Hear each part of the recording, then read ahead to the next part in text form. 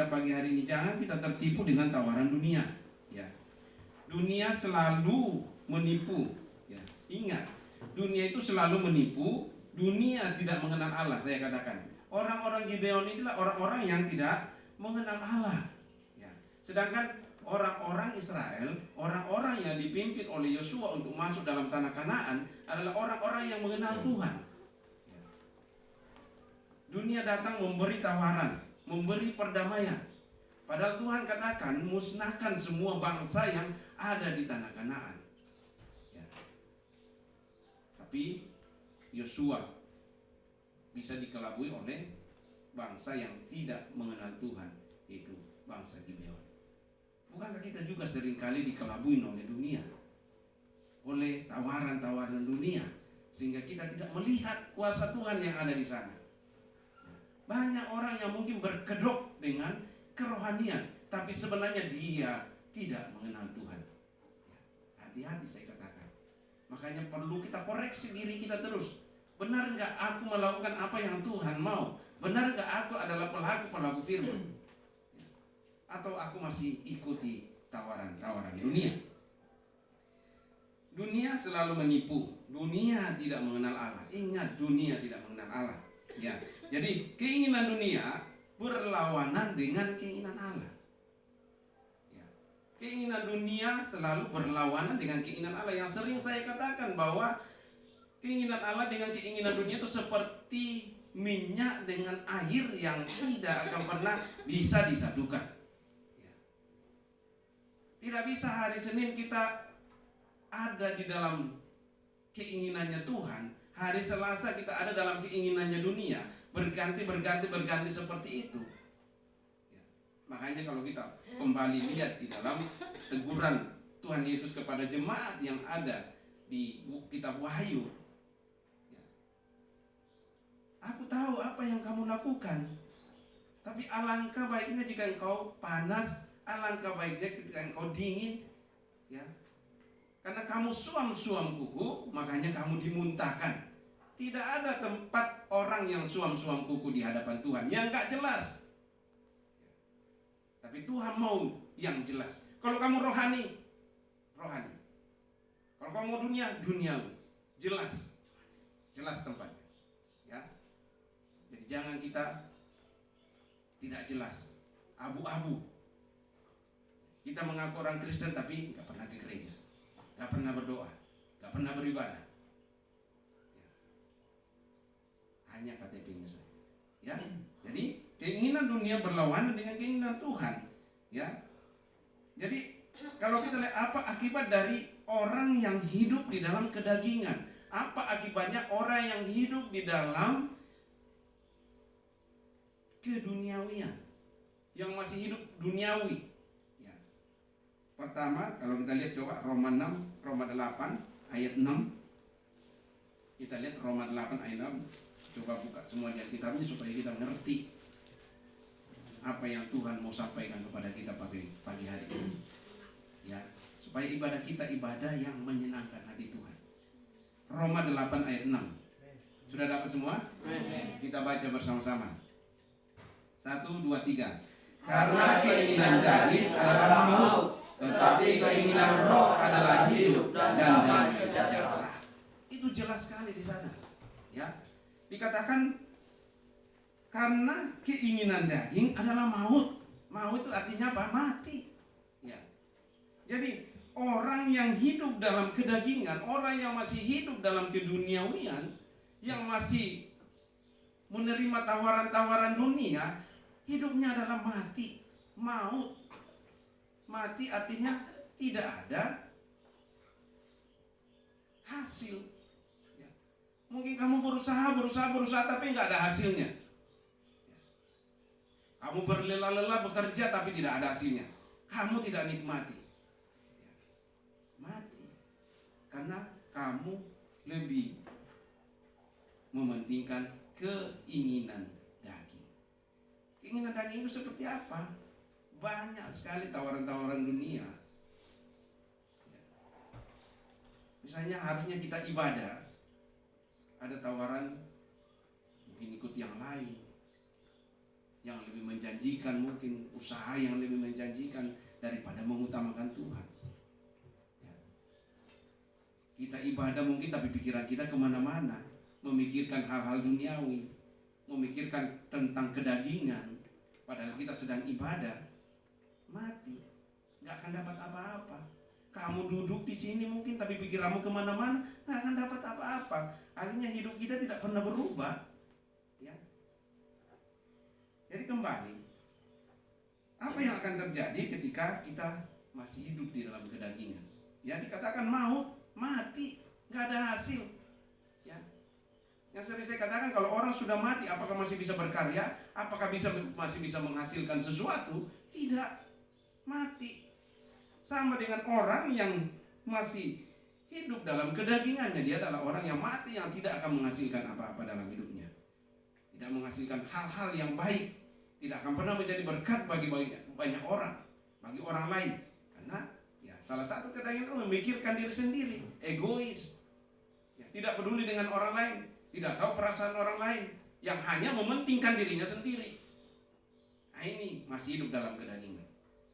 Ya, seringkali kita mungkin merasa saya sudah rohani karena saya sudah berdoa, saya sudah menyanyi, saya sudah apa, tapi tanpa sadar tawaran-tawaran dunia itu sedang mengikuti saudara dan saya. Ya. Nah, kemudian yang kedua, coba kita lihat di dalam Roma 8 ayat 7. Pertama tadi, mati ketika kamu masih hidup dalam keinginan daging. Ya. Yang kedua, coba kita lihat dalam Roma 8 ayat 7. Roma 8 ayat 7, kita dapat semua? Amen. Kita baca sama-sama, 1, 2, 3. Sebab keinginan daging adalah persetujuan terhadap Allah, karena ia tidak takluk kepada hukum Allah. Hal ini memang tidak mungkin baginya. Yang kedua, ketika kita masih hidup di dalam kedagingan, kita adalah musuh Allah, berseteru, tidak pernah damai dengan Allah. Kita jadi musuh Allah. Ya. Mana mungkin kita bisa jadi berkat bagi banyak orang Allah kalau kita sedang menjadi musuhnya Allah, yang menjadi sumber berkat itu kita jadi musuhnya. Ya. Sebab keinginan daging adalah perseteruan terhadap Allah. Ingat, keinginan daging adalah perseteruan.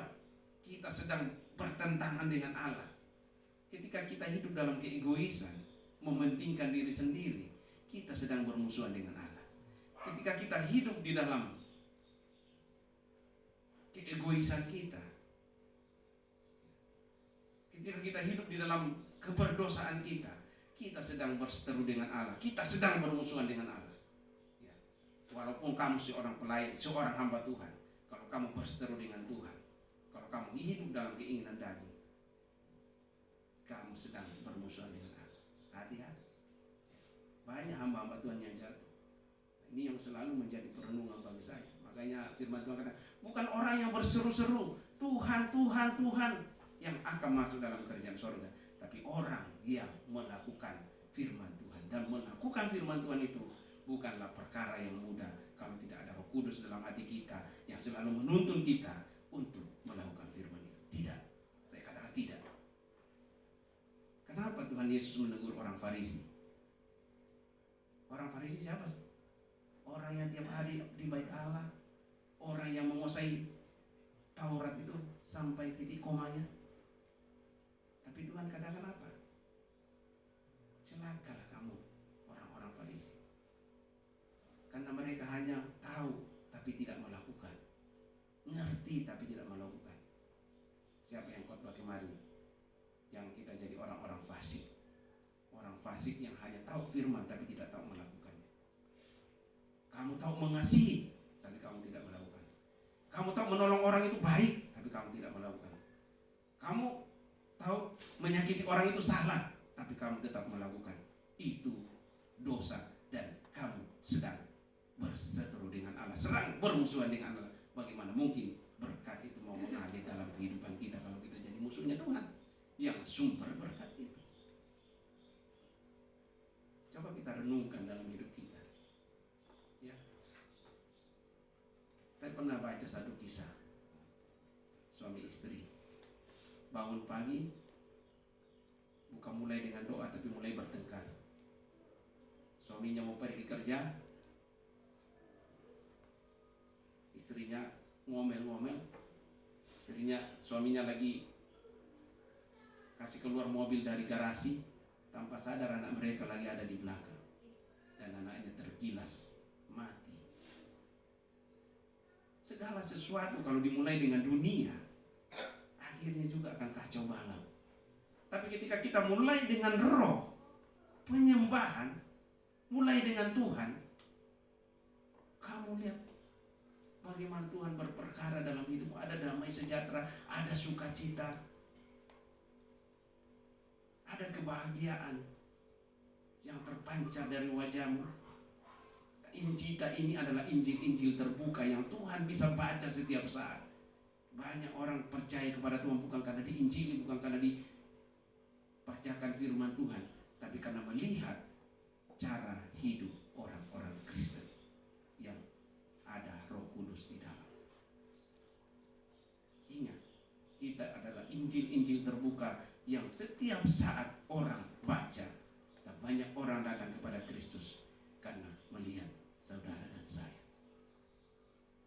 Pas orang kenal, kenapa? Penyembahan yang kita lakukan, doa-doa yang kita lakukan, karena kita mulai dengan roh, bukan mulai dengan kedagingan. Tapi coba kita mulai kedagingan, besoknya hancur, saya katakan. Saya dengar kemarin pelayan yang sudah begitu besar, tapi hancur juga. Karena ketika mereka sudah berjalan, sudah nyaman, sudah ada dalam zona nyaman, lupalah sama Tuhan, dan akhirnya apa? Hancur. Segala sesuatu kalau kita mulai dengan kedagingan akan menemui kehancuran. Firman Tuhan pada pagi hari ini katakan, sebab keinginan daging adalah perseteruan terhadap Allah, karena ia tidak takluk kepada hukum Allah, tidak tunduk kepada hukum Allah, tidak tunduk kepada firman Tuhan. Orang yang masih hidup dalam kedagingan, orang-orang yang tidak tunduk kepada firman Tuhan.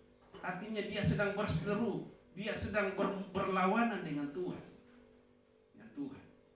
Mana mungkin kita diberkati kalau kita sedang bermusuhan dengan sumber berkat itu sendiri. Yang ketiga, kita baca di dalam Roma 8 ayat 8 sampai 9. Roma 8 ayat 8 sampai 9. Sudah dapat semua? Kita baca sama-sama. 1, 2, 3. Mereka yang hidup dalam daging tidak mungkin berkenan kepada Allah. Tetapi kamu tidak hidup dalam daging, melainkan dalam roh. Jika memang roh Allah diam di dalam kamu. Tetapi jika orang tidak memiliki roh Kristus, ia bukan milik Kristus. Ya. Yang ketiga, apa yang terjadi sama orang yang masih hidup di dalam kedagingan? Dia tidak akan pernah berkenan di hadapan Allah. Dia tidak akan pernah berkenan di hadapan Allah. Pertama tadi, dia akan mati. Kedua, dia akan menjadi seterunya Tuhan, musuhnya Tuhan. Yang ketiga, dia tidak akan pernah berkenan di hadapan Allah. Ya, mereka yang hidup dalam kedagingan, tidak mungkin berkenan kepada Allah. Makanya saya katakan, firman Tuhan katakan tidak mungkin kita mengabdi kepada dua Tuhan. Tidak mungkin kita mengabdi kepada Tuhan dan kepada Mamon. Ya. Tidak bisa. Bagaikan langit dan bumi yang tidak akan pernah menyatu, bagaikan minyak dan air yang tidak akan pernah menyatu. Ya. Jadi hidup dalam kedagingan itu bukan hal yang biasa-biasa, tapi hal yang sangat mematikan. Coba bayangkan kita mati, tidak menghasilkan apa-apa dalam hidup ini. Ya. Sepanjang hidupmu mungkin hanya menjadi beban bagi orang lain, bukan menjadi solusi bagi orang lain, tapi membawa permasalahan bagi orang lain. Karena kamu mati, karena kamu hidup terus dalam kedagingan. Yang kedua, kamu akan menjadi musuhnya Tuhan, seterunya Tuhan.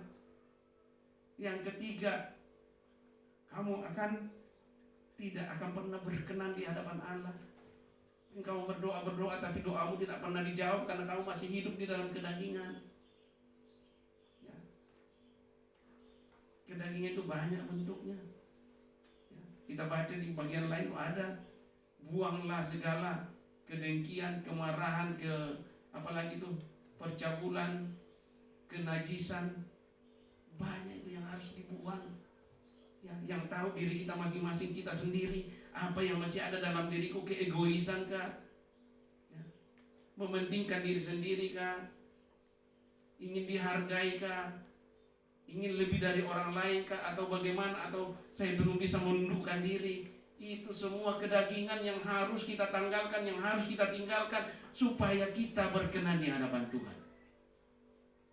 Kalau kita mau diberkati, makanya dikatakan jangan pernah kamu puas. Kalau kita bicara tentang pokok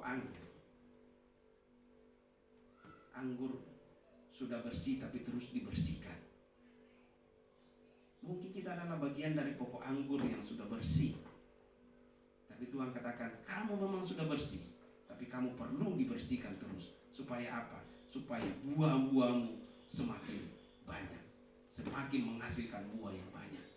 Jangan kita pernah puas karena kita sudah bisa berdoa. Jangan kita pernah puas karena kita sudah bisa melayani.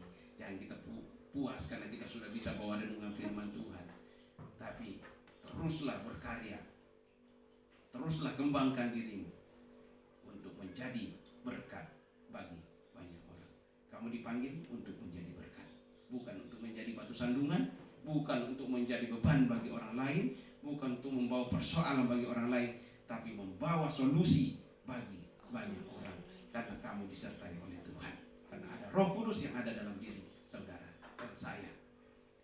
Jadi yang keempat, bagaimana kita mematikan kedagingan? Ya, Rasul Paulus katakan, aku mau berbuat baik tapi kedagingan itu merongrong dalam diri. Seringkali kita ingin berbuat yang baik, tapi yang keluar malah yang tidak baik. Bagaimana kita bisa mematikan kedagingan di dalam diri kita? Coba kita baca di dalam Roma 8 ayat 13 sampai 14. Jangan tertipu dengan dunia. Jangan seperti Yosua yang ditipu sama orang Gibeon. Ya. Tawaran dunia memang menggiurkan, tapi jangan mau tertipu. Jadi hanya Roh Kudus atau hanya Roh Tuhan yang bisa mematikan perbuatan daging. Dengan kemampuanmu sendiri, dengan kemampuan kita sendiri, kita tidak akan pernah lepas dari kedagingan. Ya. Kedagingan tidak bisa kita lawan dengan kekuatan kita sendiri, tapi hanya dengan kekuatan Tuhan, kedagingan itu bisa kita matikan. Buktinya gimana? Coba kita lihat di dalam Roma 8 ayat 13 sampai 14. Dapat? Kita baca sama-sama. 1, 2, 3. Sebab jika kamu hidup menurut daging, kamu akan mati.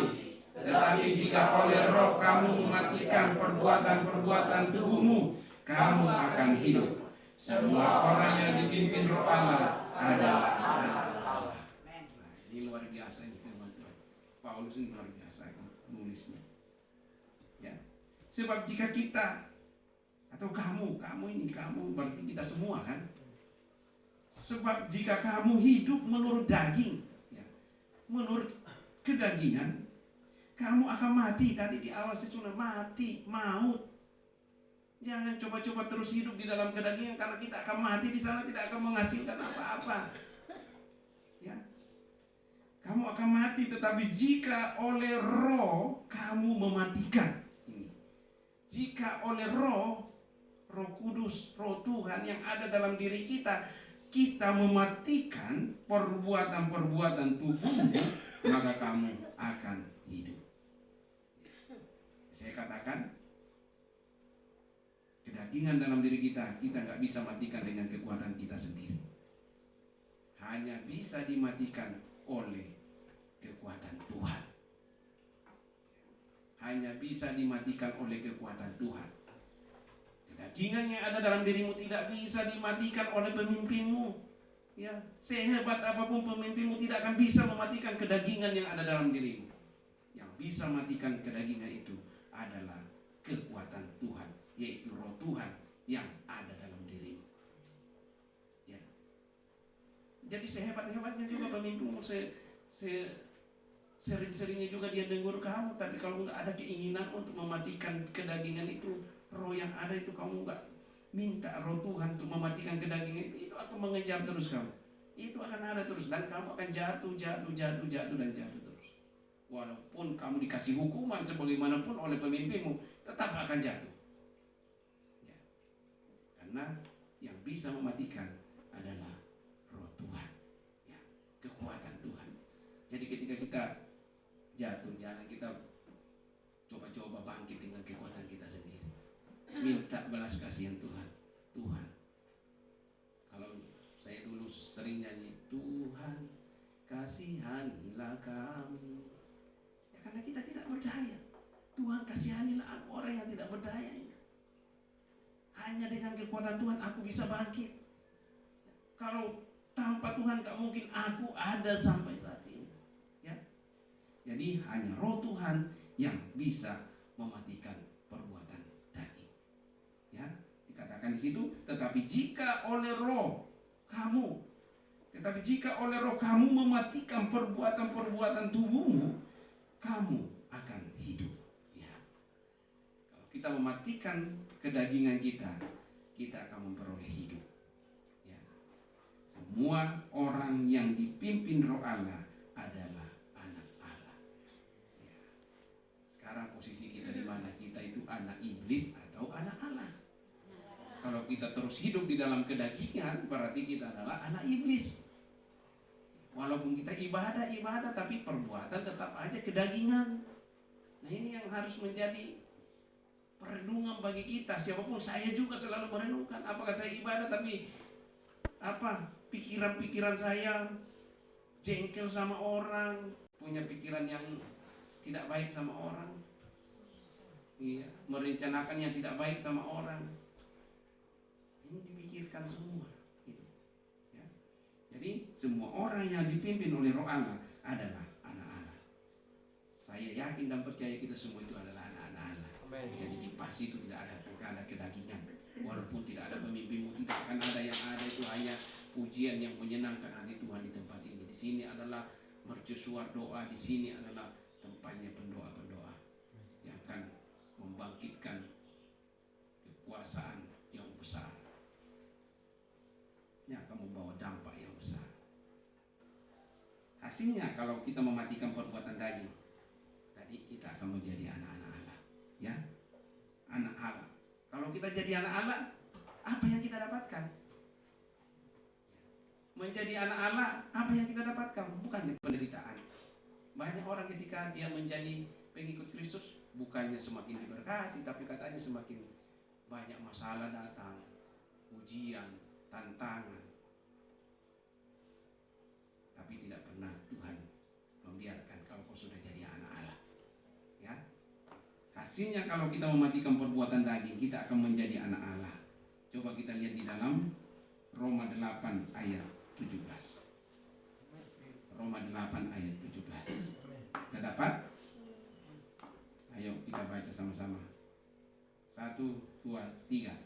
Dan jika kita adalah anak, maka kita juga adalah ahli waris. Maksudnya orang-orang yang berhak menerima janji-janji Allah, yang akan menerimanya bersama-sama dengan Kristus, yaitu jika kita menderita bersama-sama dengan Dia, supaya kita juga dipermuliakan bersama-sama dengan Dia. Ini luar biasa. Kalau kita menjadi anak Allah, kita adalah ahli waris. Sama ini pas nanti siapa yang akan meneruskan? Ya ahli warisnya dari yang punya, anak-anaknya. Ya, nggak mungkin misalnya kalian, tanah orang tua kalian itu tiba-tiba jatuh ke orang lain. Ya, kecuali bapakmu punya istri banyak gitu. Beda.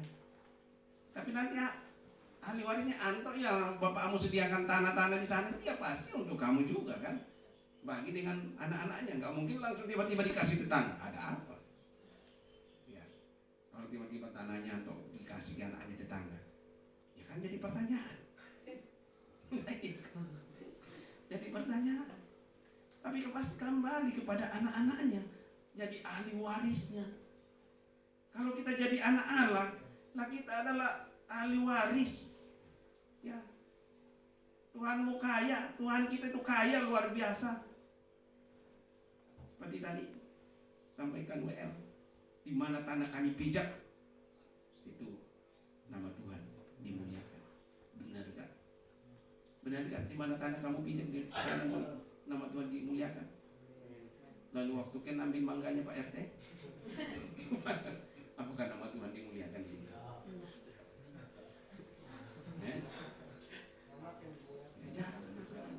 Benar-benar taruh di sanubarimu, di mana tanah aku pijak, situ nama Tuhan dimuliakan.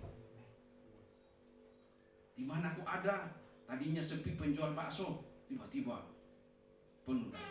Kemarin waktu saya sama Bunda ke Ciranjang, makan apa itu, batagor, itu nggak ada, sepi. Pas kita masuk, orang berdatangan. Berarti di mana tanah kita pijak, berkat Tuhan itu datang ke orang di situ. Jangan sampai kita datang ke rumahnya orang, besok-besok hilang anjingnya, hilang ayamnya, ada apa, kita membawa sial. Ya. Tapi justru ketika kita datang di satu tempat, di situ nama Tuhan dimuliakan. Ya. Ketika kamu membuat bedlog, apakah di situ yang kamu pijak itu nama Tuhan dimuliakan? Berarti cerita-cerita kamu, cerita tentang firman Tuhan, tentang berkat Tuhan, atau tentang kamu ceritakan yang aneh-aneh di situ. Ya, enggak. Ya harusnya begitu. Ketika kamu main voli, benar enggak nama Tuhan dimuliakan di tempat main voli? Ayatnya sih gampang kita katakan, tapi benar enggak kita muliakan Tuhan di mana tanah kita pijak? Itu firman Tuhan, ya. Situ nama Tuhan. Ini yang akan selalu menjadi warning bagi kita kan. Makanya saya terlalu banyak berpikir, tapi firman Tuhan itu selalu berkata, benar gini, apakah nama Tuhan? Mungkin saya akan kalah, tapi nama Tuhan dipermuliakan. Itu yang harus kita renungkan banyak-banyak. Kita kan adalah ahli waris. Kita ini anak Allah, ahli waris. Coba ahli warisnya tuh besar-besar di atas. Kemarin kamu tidur nggak pakai bantal, sebentar lagi tidur pakai bantal. Kemarin kamu ke sekolah telanjang kaki, sekarang dalam rumah pakai sendal kan, nggak kenal waktu. Di mana sendal baru ada, di situ kakiku ada. Nah ini jadi luar biasa kan. Coba kita bajunya bagus-bagus, nanti dieditnya. Memang kita pernah milih baju kayak gini? Ya kan? Ya benar nggak? Tapi kita ini adalah ahli waris, pewaris janji-janji Tuhan. Ya. Katakan di situ apa? Orang yang apa? Maka kita juga adalah ahli waris. Maksudnya orang-orang yang berhak menerima janji-janji Allah. Berhak. Ya. Berhak artinya apa? Harus. Kalau kamu anak Allah, harus kamu dapatkan itu janjinya Tuhan. Janjinya Tuhan apa? Diberkati untuk Kalau kita anak Tuhan baru hidup susah terus, ya kita tanda tanya kan. Loh, Tuhanku kaya, Tuhanku luar biasa, kenapa aku dipenuhi dengan kegelisahan? Makanya Daud katakan, hai jiwaku, kenapa hatimu gelisah? Kalau hati datang gelisah, aku anak Tuhan, aku anak raja, engkau anak raja, kita semua anak raja. Aku anak raja, engkau anak raja, kita semua anak raja. Haleluya, puji Tuhan, haleluya, puji Tuhan, haleluya, puji Tuhan, haleluya, haleluya,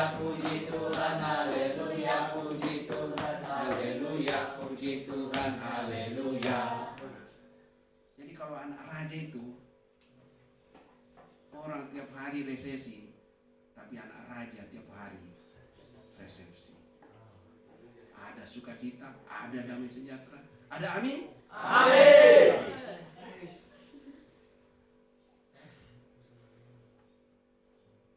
Damai yang kuberikan kepadamu tidak sama dengan damai yang Tuhan berikan.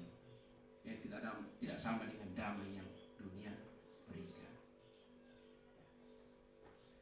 Damai yang Dia berikan sangat besar. Pujian itu luar biasa. Oke, jadi kita ini anak raja. Kita ini anak Allah. Pewaris-pewaris dari janji-janji Tuhan. Tidak perlu khawatir akan masa depan. Tidak perlu takut menghadapi masa depan. Karena kita adalah pewaris-pewaris janji-janji Tuhan. Berapa janji Tuhan yang kamu tahu?